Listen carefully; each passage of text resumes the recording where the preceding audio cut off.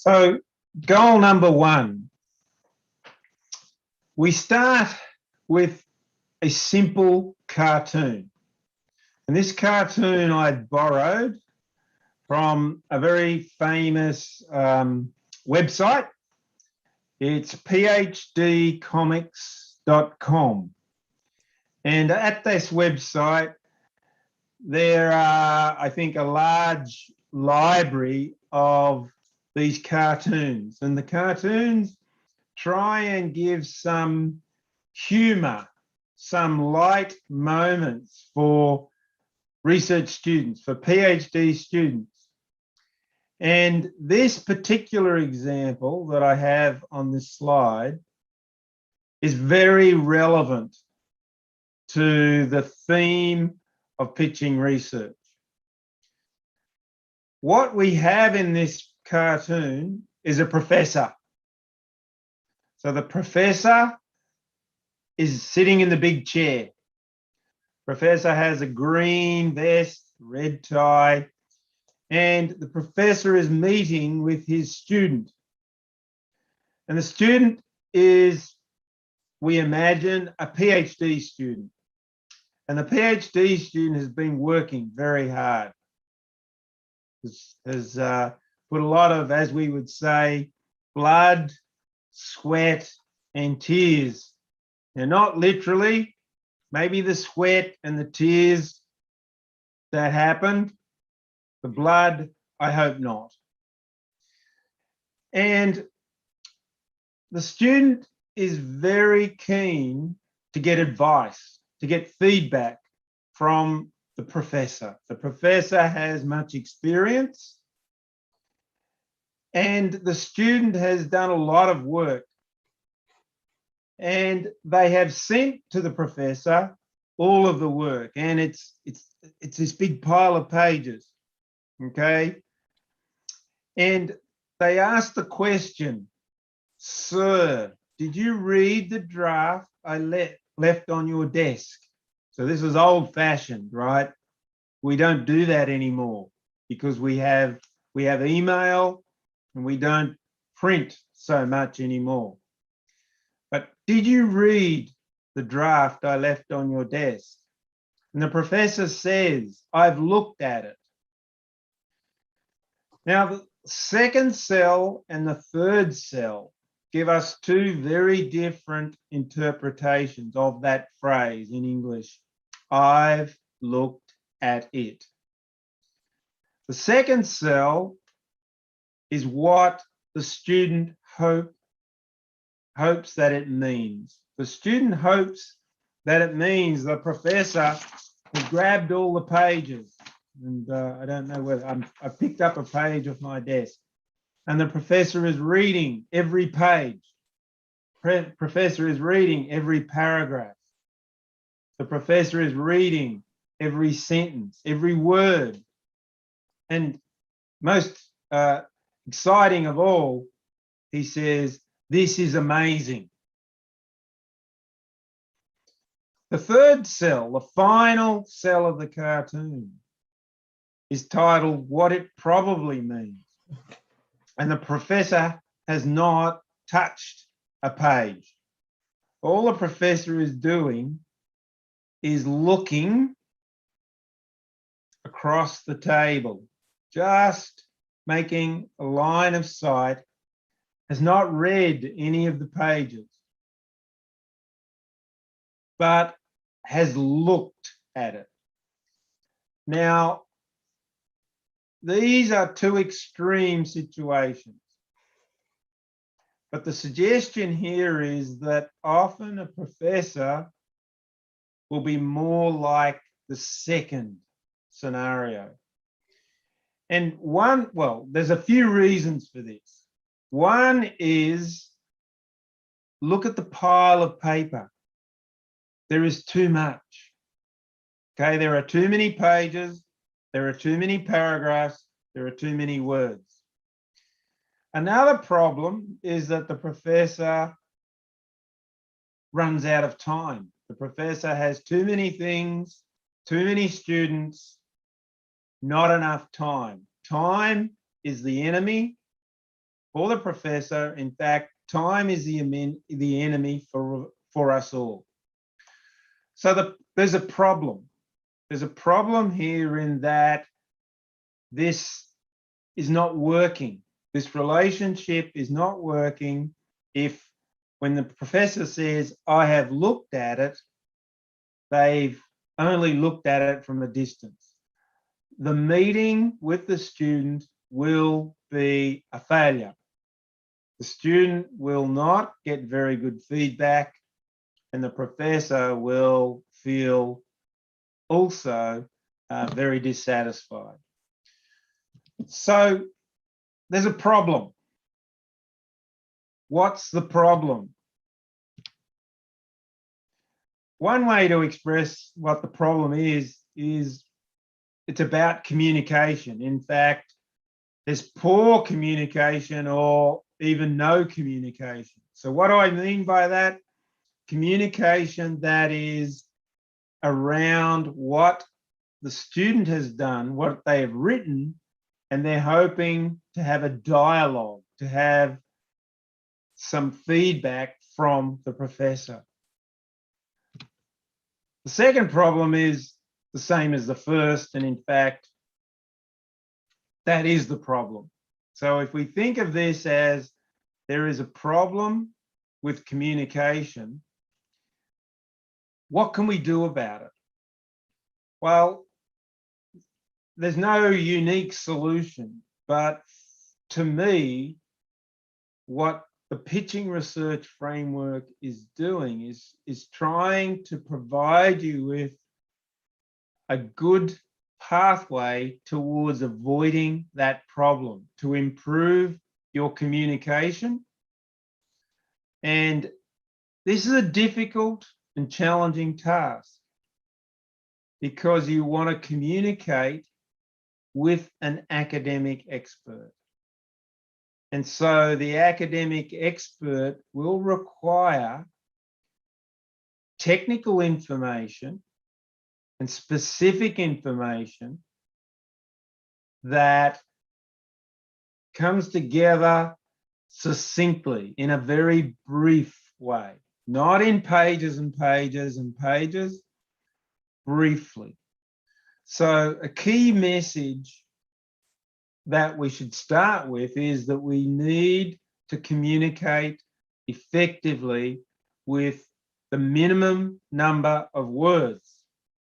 Now, if that was all my message, you would think to yourselves, well, how does that help me? Of course, if I can communicate with a brief number of words, that would be a good thing. But what words? Can you give me advice? You know, Professor Faff, give me advice.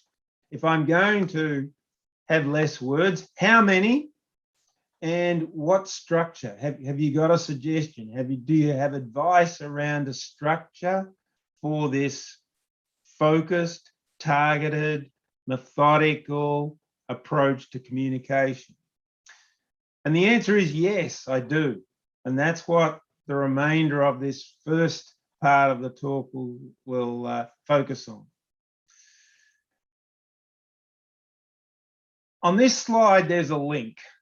I'm not going to click the link, but I would recommend for you at some stage later on, maybe when Bin does her version of this later, she might want to click this, maybe not, I don't know. It's a 9-minute video. It's an animation, and the animation tries to convey in a light-hearted, entertaining way what the framework is about. So I've supplied these PowerPoints to your side, to both Duck and Bin, and I'm happy for these to be circulated amongst you all whenever and however is the most efficient and appropriate. And when you get these slides, there are a number of links. This is the first one. If you get the slides, I would recommend that you click on this link. If you do that in the presentation mode, then it will, if you are internet connected, it will take you to the YouTube video. Instead, let me talk to you about the framework, and it's on this slide, and hopefully the slide, the writing here is not too small, but down the left-hand column are the individual items that you need to think about.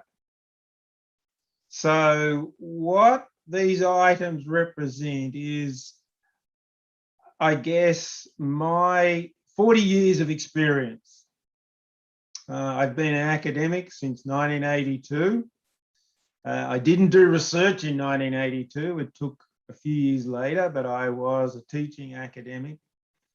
And over these years, having done many, many papers, it came to me that this is the set of things that are most important to communicate your ideas about research that you would like to do. In fact, it works well in terms of a retrospective framework.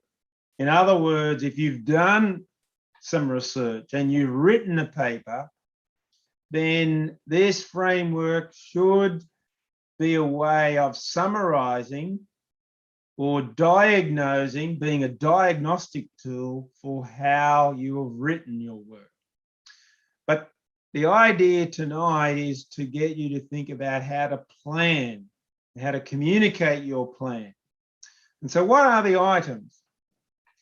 Well, we start with the first four items: the working title, basic research question, the key papers, and the motivation. Okay, working title, basic research question, key papers, motivation. We then have three items: the idea, the data, and the tools. We then have two items: what's new, so what. We then have one item: the contribution.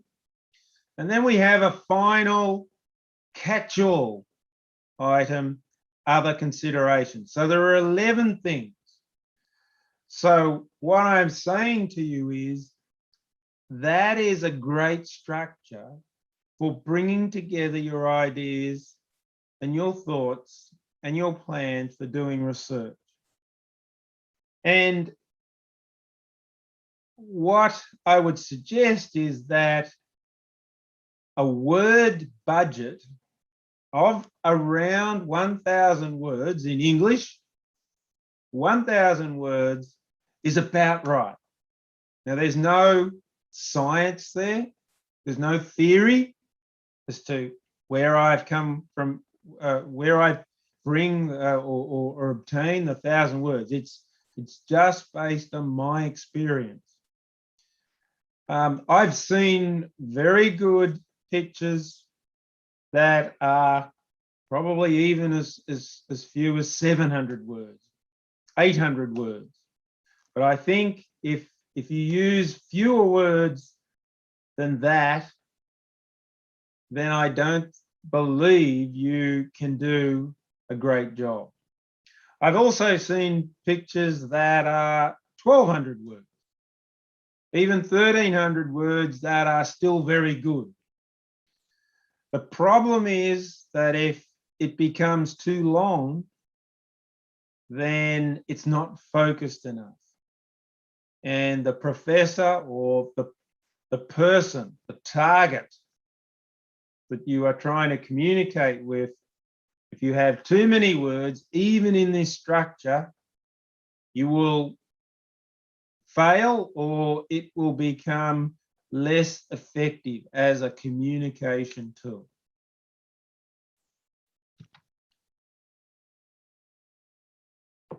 Okay, now let's see. I've got a mainly hand-drawn exhibit here, which I think is worth sharing with you rather than skipping. because what it's trying to do is to now think about those 11 items, okay, the structure. And I'm doing this in a few different ways, and hopefully they are helpful.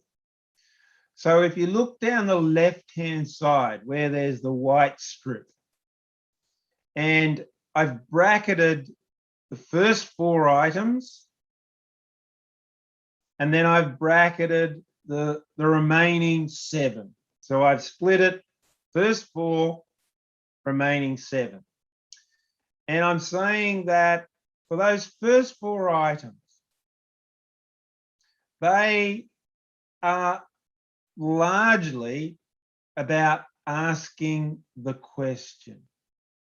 Okay, if we're doing research somewhere, and not just somewhere, there is a question that we are setting, we're identifying. So those first 4 items are about asking the question. And the remaining items are largely about finding an answer. So asking a question, finding an answer.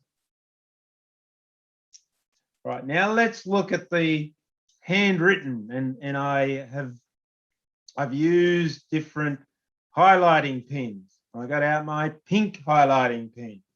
I got out my orange highlighting pen. I got out my green highlighting pen. What is all this about? Well, let's look at the pink headings. There are 3 pink headings. The first one, and it relates to those top 4 items again. I've labeled those top 4 items the big picture anchoring. So what I'm trying to convey to you here is that my advice to you in viewing those top 4 items is that you are trying to explain the broader context, the big picture of your, or where your research fits, or where it sits within a body of knowledge, within a body of prior research. Okay, the big picture. And the anchoring is the word anchoring, the English word anchoring is to convey that you're trying to place in a fairly conscientious way that part of the literature. You're anchoring to an area that you, well, first of all, to yourself, you're saying, yes, that is the area that I want to relate to. And when I communicate to my mentor, to my professor, I'm saying, this is the broad area that you should think about as a context for my research. The second pink item, or second pink heading, says or states it's about the project specifics. So the project specifics capture 6 items. Okay, so the 5th item through to the 10th item. And this is all about your project and what you plan to do. And then the 3rd pink heading, anything else, is what other considerations there are. So let's have a look at the big picture anchoring and then the project specifics in a little bit more detail. So look at the orange highlights for the big picture. So indeed, all of the orange highlights are trying to classify whether that item is a what, or a why, or a how. Okay, just into 3 ideas. Is it about the what? Is it about the why? Or is it about the how? So with a big picture, we have 2 whats and we have 2 whys. So the first what, which is item A, is what is the project about? That's the working title. And I suggest there in brackets, you should think of that as a less technical description. Okay, so what is the project about the working title? The second one, item B, is what, it's another what is the research question? So that is the heart of this area that you want to anchor to. What is the research question? And that should be more technical. Okay, the working title can be less technical, the research question can be expressed in more technical language. Item C and item D. Both of these are why, but in fact, they have more in common than just why something. They are both about why this question. Okay, in other words, why did you choose this question? But be careful here. It's not asking you why from your own personal point of view. And you may have a personal reason. That is not of interest here. It is all about the academic justification for why this question.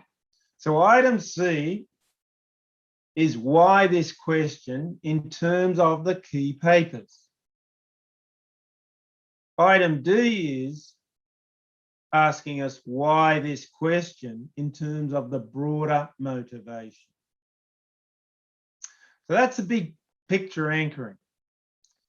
Now look at the project specifics. We have 6 items relating to the project specifics. Let's look at the first 3 and then the second 3. So the first 3 items E, F, and G. Item E is a what question, and F and G are how questions. Okay, so item E, what is the key intellectual idea of the project?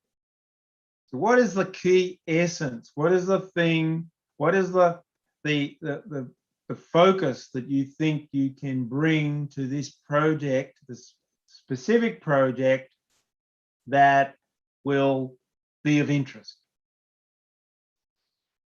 Item F and G not only are how questions, but they have in common how will you execute, or how do you plan to execute your study?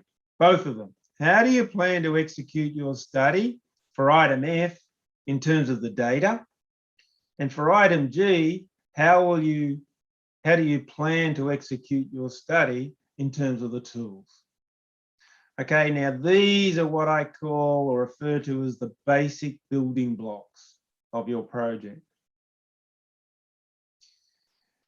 The second set of 3 in the project specific, so items H, I, and J, are all why questions, but they have something even more in common than just why whatever. They all, this is what I'm suggesting you think of them as doing, they're all posing the challenge, why this project? Why this project? So item H, why this project? What is new about it? So what novelty will it bring? Why this project? Item I, why this project? Why is it important? Why will people care? So what?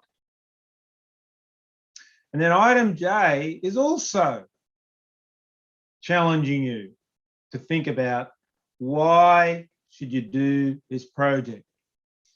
And this relates to the contribution. So how does it progress, or how will it progress knowledge? And you should think about that progression of knowledge, both in the narrow as well as in the broad. And I'll talk more about that shortly. So we have those first 4 items framing the big picture. Let me give you just some brief advice on how you might go about answering or completing that information. So with the working title, it's best to choose a title that is informative, it's simple, and it's short.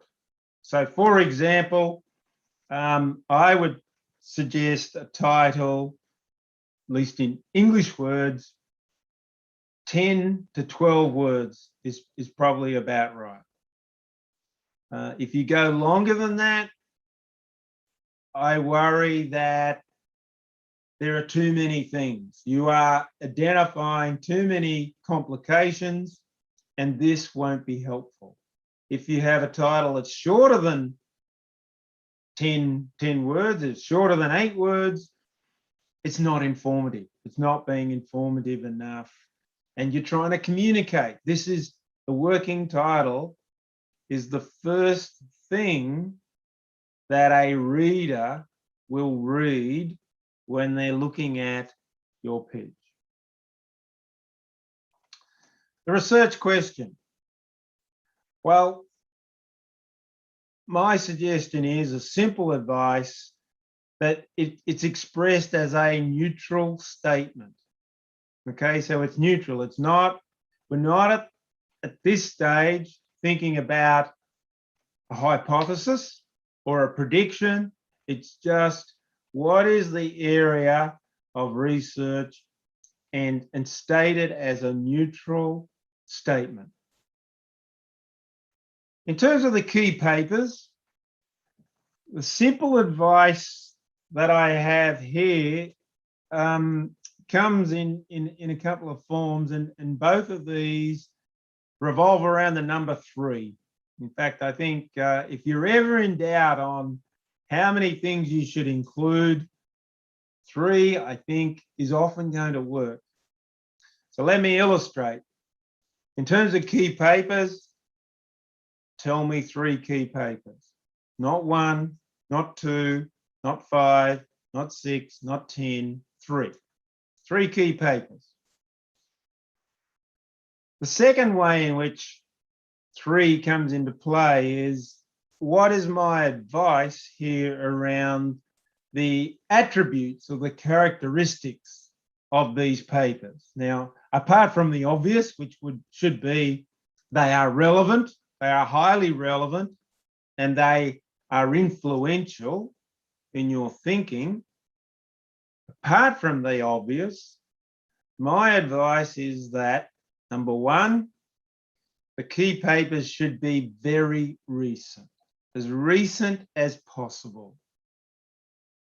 The second piece of advice, the key papers should be written, or you should try and choose key papers written by leaders in the field, or what I've stated on the slide as gurus.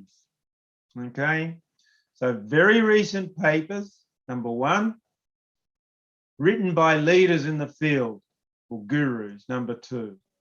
And the third piece of advice is that, other things equal, you should try and choose papers, articles that are published in the very best journals, in the tier 1 journals of your field. And the reason that I am strong on this, or this package of 3 of advice, is that this will give you the best chance of communicating that you are being influenced by the frontier of knowledge. Okay, you are choosing very recent papers written by leaders in the field, and they're published in the very best journals.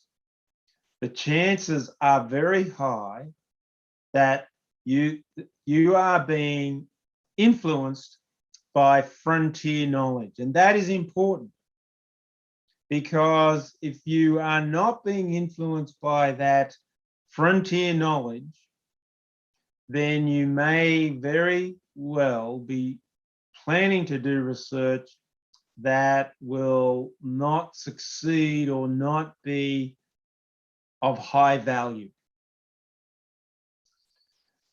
Look at item D, and the brief advice that I have there is to think about the motivation as being induced by what I call the demand side. So what do I mean by the demand side? Well, what I mean here is that as a researcher, you should imagine that you belong, or you want to belong, to a community of scholars. A community of scholars with common interests in a field of study. And that within that community, there is in effect a demand for pieces of knowledge that currently are missing. And what you should be trying to do when you express your motivation is to convey what that area, that big piece of knowledge, what is it? What is that big piece that is missing? And in fact, what I would suggest to you is to achieve that. And I'm going to use the number 3 again. There's 3 steps to this. The first step is to say something about what is currently known. So relevant to the area of research that you want to look at a big picture level, what does the community basically understand as the known set of knowledge, of information? So what do we currently know at the big picture level? That's step 1. Step 2 then moves from that to highlight a piece that is currently not known. So what do we know? What don't we know? But we don't want to stop there. We have to go a third step and say, of the knowledge that is yet or is unknown, what needs to be known? In other words, what does the community really value as important in terms of missing knowledge? So what do we know? What don't we know? What do we need to know? As I mentioned earlier, the next 3 items, the idea, the data, and the tools, are what I view as the basic building blocks of your research at the project-specific level. So let's think about the idea. So here, what you want to express is some specifics around what you will do. So what is it that you plan to do? And it's not just what, but how will you go about getting an answer to the question? And for quantitative researchers, and I know not all of you will feel that you want to do quantitative research. Some of you will very reasonably say, hey, I want to do qualitative research. But for quantitative researchers, when it comes to the idea, a key thing that you should be thinking about is what is the prediction or the hypothesis that you have in mind. And very relevant to that will be the important foundations of theory that are relevant to the field of study that you're working in. So theory will lead to the predictions and the hypotheses. And this will be an important part of the idea that you are trying to develop to convey what your research is about. Now, with qualitative, as I understand it, and I'm not a qualitative researcher, it's very rare that you would have a hypothesis or prediction. So that's not going to be relevant here. Nevertheless, you should be able to, and you need at this point, even for qualitative research, to essentially articulate the core intellectual focus that you have in mind for your study. And that's a bit like trying to convey the recipe. I guess the metaphor or the analogy that I have in mind here is that we want to be a chef. We're in a kitchen, and we're researchers, so we're research chefs. And the idea is very much like the recipe. Now, if we want to be a world famous chef, we don't rely on a recipe from a book that someone else created. We actually want to sit down as a chef, as a world famous chef, and create our own recipe. And that's the analogy or analogous to the idea part of the basic building blocks. Well, if we're a chef and we want to make a fantastic creation, we need ingredients. And the ingredients here are the data, are the sample. So as a researcher, we need to be able to express what the data are and the sample that will lead to the study, the research project that we have in mind. But of course, if we have a recipe, we have ingredients, if that's all that we have, we're not going to have we're not going to be able to create a great dish. Okay, we need tools, even if they're basic tools of a bowl and a wooden spoon, and we're mixing in the kitchen. So in research, we also need these aids and utensils. These are the tools. So this will be around the techniques that we will use.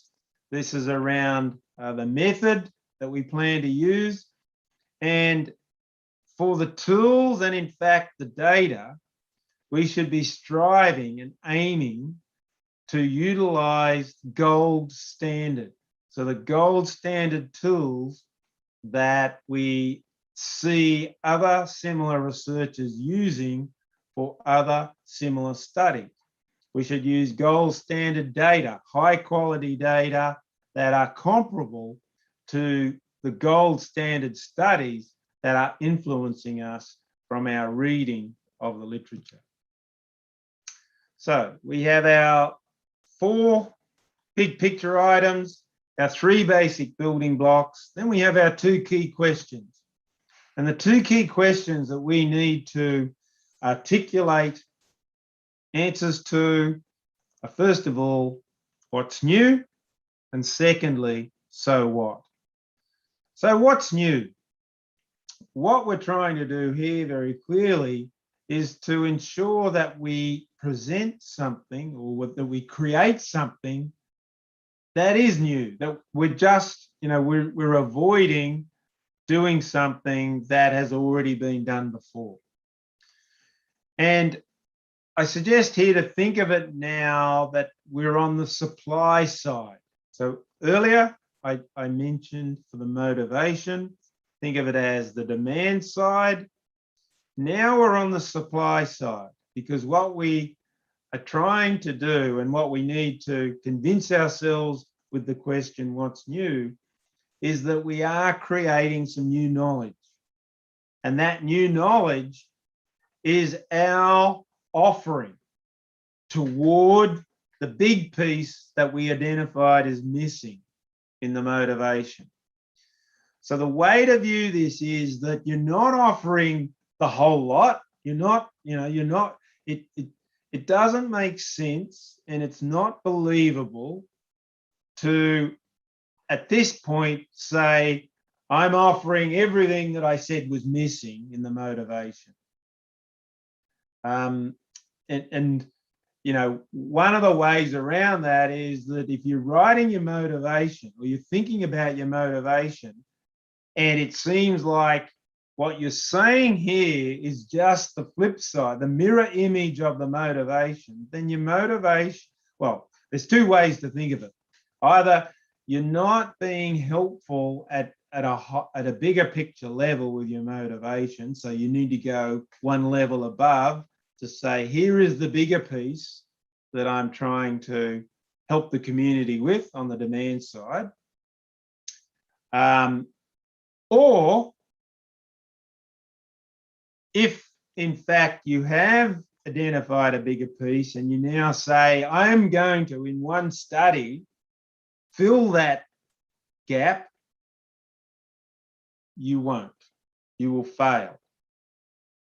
So it's much better to identify and be more specific about the smaller offering that you will make on the supply side that is being, it's like a magnet. So your supply is being drawn towards the demand.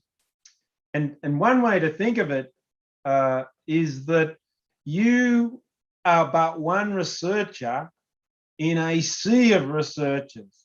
And there'll be a number of other researchers, many who you won't even know, that are addressing a very similar question. And the way in which science develops over time, the way in which new knowledge is really created over a period of time, is not from any individual paper or PhD. And this is for most of us, unless you plan to win a Nobel Prize. And sadly, realistically, very few of us will win Nobel Prizes. So the way in which knowledge is created is more from a collective or community point of view than an individual study. So this is a smaller piece, novelty, that is drawn towards the bigger piece, need to know motivation. Now, just because it's new and novel is not a guarantee that you've got great research. And this is why the second question is important, the so what question. In other words, if you have something that's new and novel, but no one cares, you have a problem. So being new and novel, but having something that's not very important is a bad situation. The flip side's also true. You could have something that's very important, but if it's not new, again, it's not a great situation.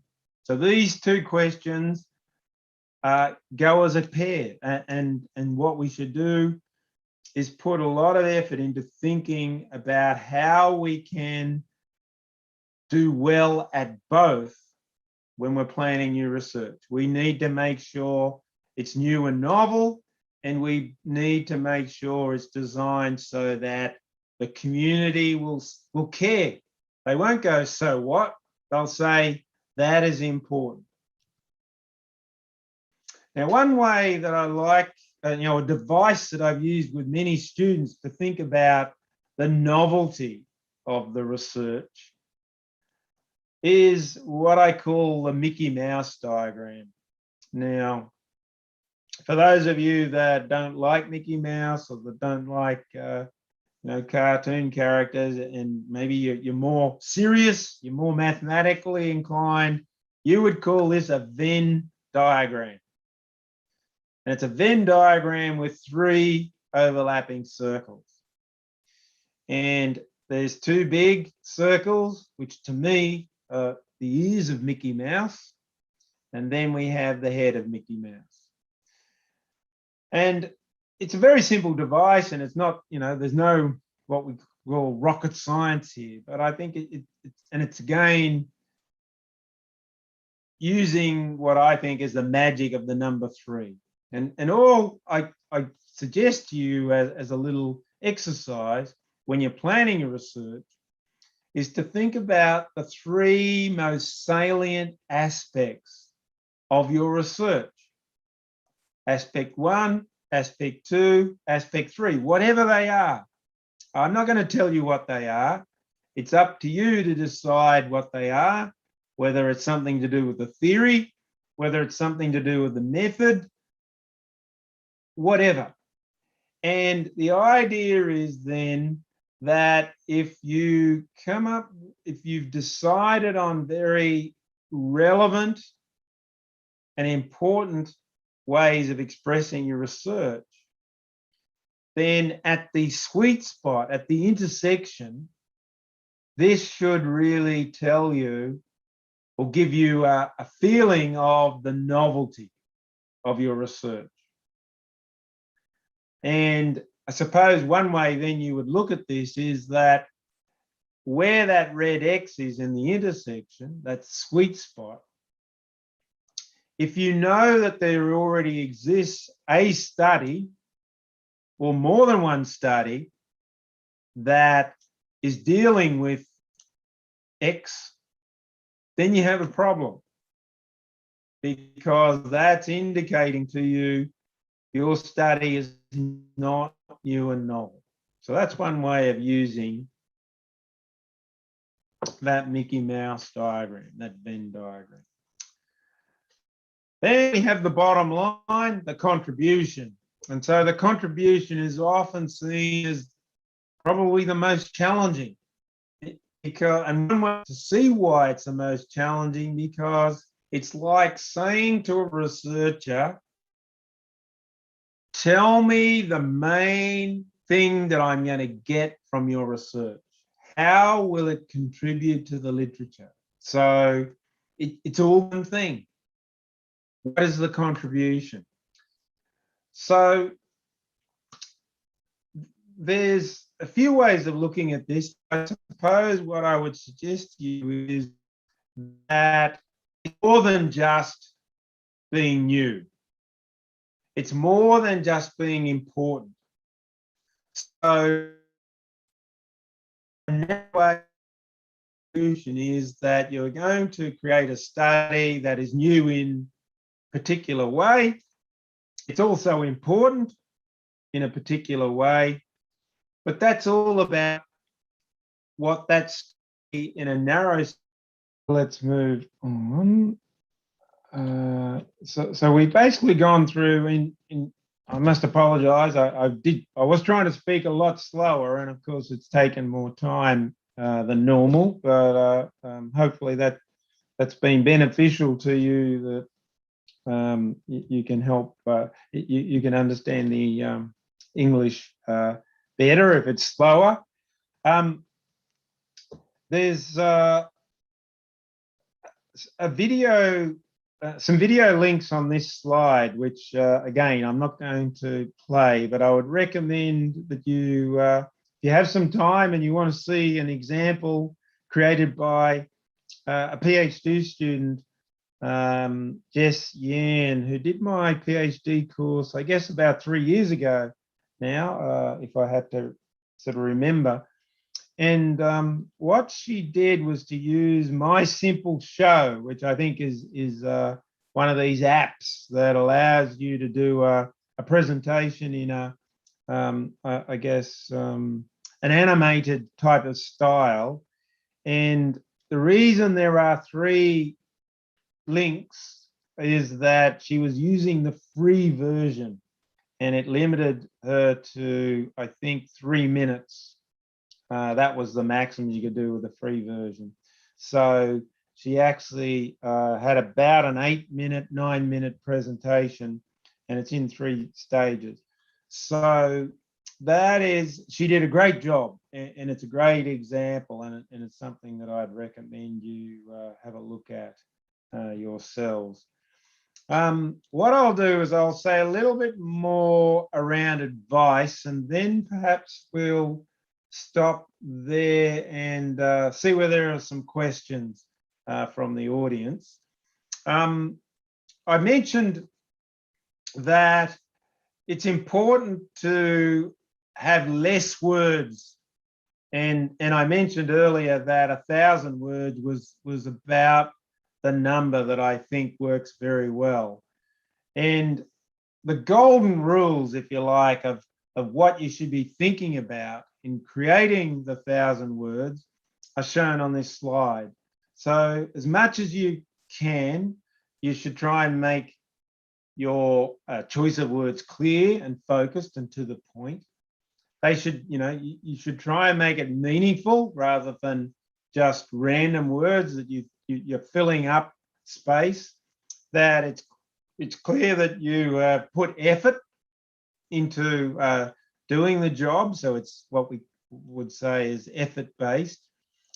You should think about how each of the items, so there are 11 items, how each of those are connected with each other. So I could imagine that you could give quite good answers individually to the items, but when they come together as a package, they're actually not really telling a consistent or a coherent overall story.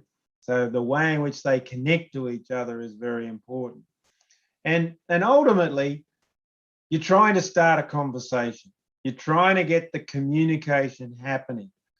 So it's better to focus on that and know that you're not going to have a perfect answer.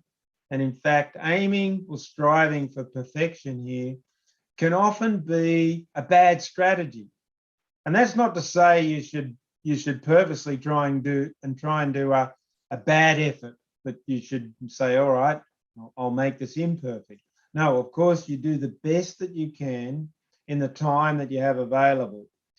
But don't strive for perfection, particularly early on, because the best use of this framework is one where, having put an answer into one of the items and then you keep working on others, you then stop and think, oh, okay, what I thought the research question was and what I'd written 20 minutes ago or half an hour ago is actually not quite right anymore, because I can see now that the research question has to change.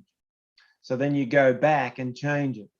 So if you dwell on each item trying for perfection, you will waste time, because it should be a non-linear and interactive approach to this.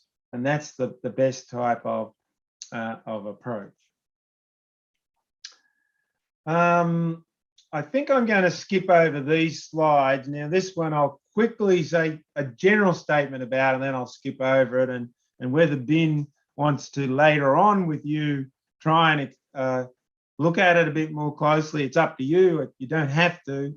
But what I was trying to do here is give you a way in which you could, if you're confused about two or more of the items, you might think, and this does happen, I know, I've seen it many times, someone says, I think it's the same thing. I can't see how they're different. What I'm trying to do here is give you a way of seeing how they are different, and how you might go about answering them so that they are different. So if I take an example, so take the research question versus the idea. Okay, so item B and item E. So if you just go across the rows of each of those, you can see, for example, that the research question is about the question. Of course it is. Whereas the idea is about the answer, or how you're going to go about the answer. All right. So that already is telling you the perspective is different in terms of those two.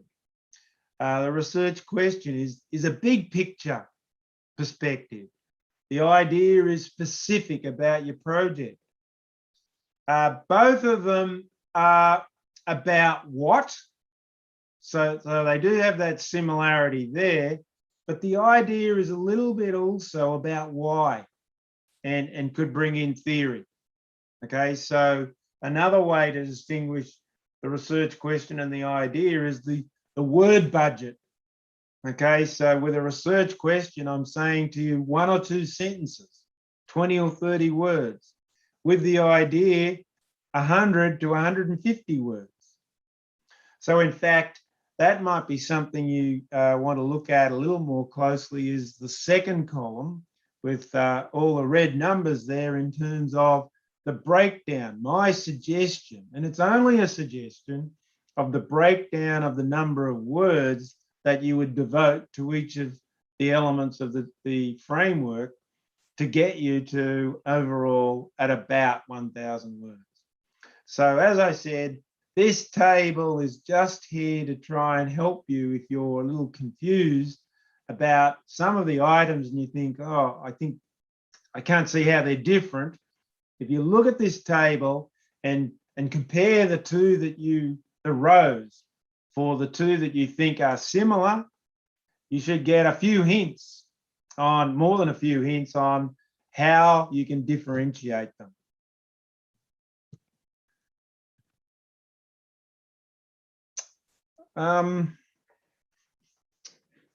This slide just tries to give you a few different ways of thinking about how you could use the framework. And it's a quite an, I like this type of device as well. What I think of, and I guess many would call a 2x2 matrix. Okay, so there's 2 dimensions that we're trying to simplify into 2 things for each. So we've got ex ante and ex post, if you like, prospective and retrospective applications. Prospective ex ante, retrospective ex post. And then the other way, the other dimension is it a real application or is it just pretend, hypothetical? So the most common situation that we're thinking about, or at least the ultimate one, is the ex ante real. And that's where you would be trying to create your own personal research pitch. So what is, for example, what am I planning to do in my PhD? Or what am I planning to do in essay 1 of my PhD? So that would be prospective and real, because it's something you want to do and you haven't done it yet. But you could have, and you could get quite good value before you do that. If you think of that as the ultimate, what other ways of using this framework could be helpful to you? Well, let me illustrate one of these. It's real, but it's retrospective. And if we look at the intersection of those two, it's what I call a reverse engineered pitch. And this is an exercise I've set to many PhD students on the pathway to them creating a personal pitch. So what I would do is say to them, after they've read a number of papers and are quite aware of the literature, what is your favorite relevant paper. So think of it as what is the most important, one of your key papers for the area of research you want to work in. Take that paper, read it, take notes, but read it and take notes where your goal is to identify answers to all of the items or to each of the items in the template.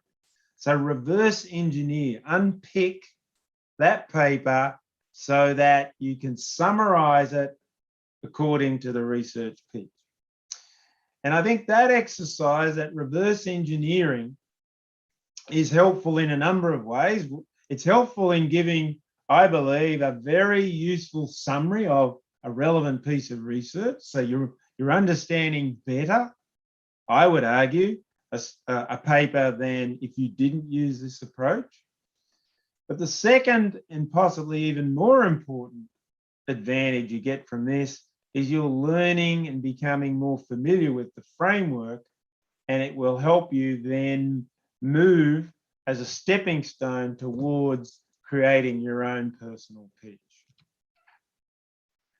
So I gather quite a number of you might have already obtained the paper, but if you haven't, we've only touched or scratched the surface this evening, and I think even though it's written in English, if you go to the SSRN and obtain the paper yourselves, and that's then an incredibly valuable resource to you in terms of how you go about doing the pitching exercise. So I would strongly urge you, if you haven't already accessed the paper, it's free and it's available at the address that's shown on this slide.